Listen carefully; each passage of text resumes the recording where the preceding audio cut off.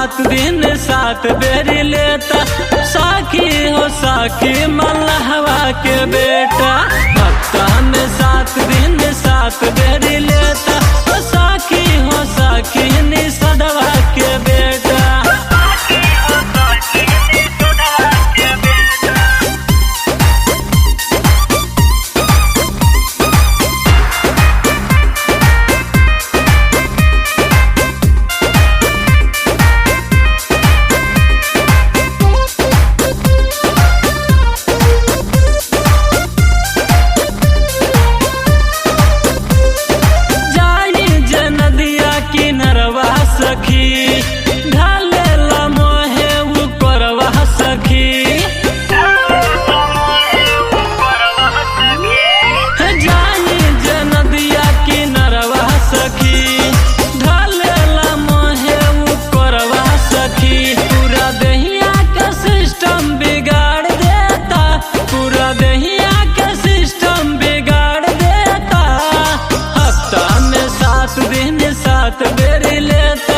हफ्ता में 7 दिन 7 बेरी लेता, साखी हो साखी मल्लाहवा के बेटा।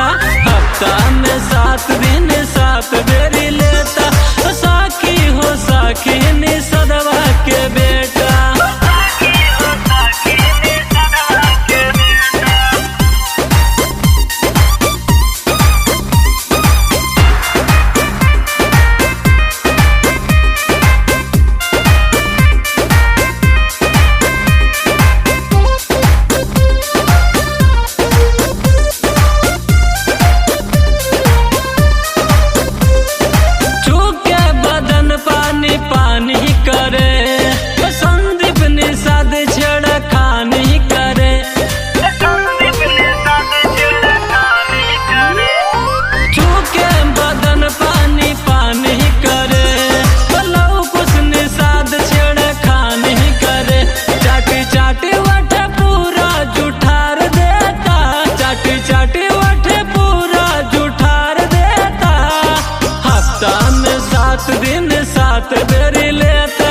हफ्ता में 7 दिन 7 बेरी लेता, साखी हो साखी मल्लाहवा के बेटा।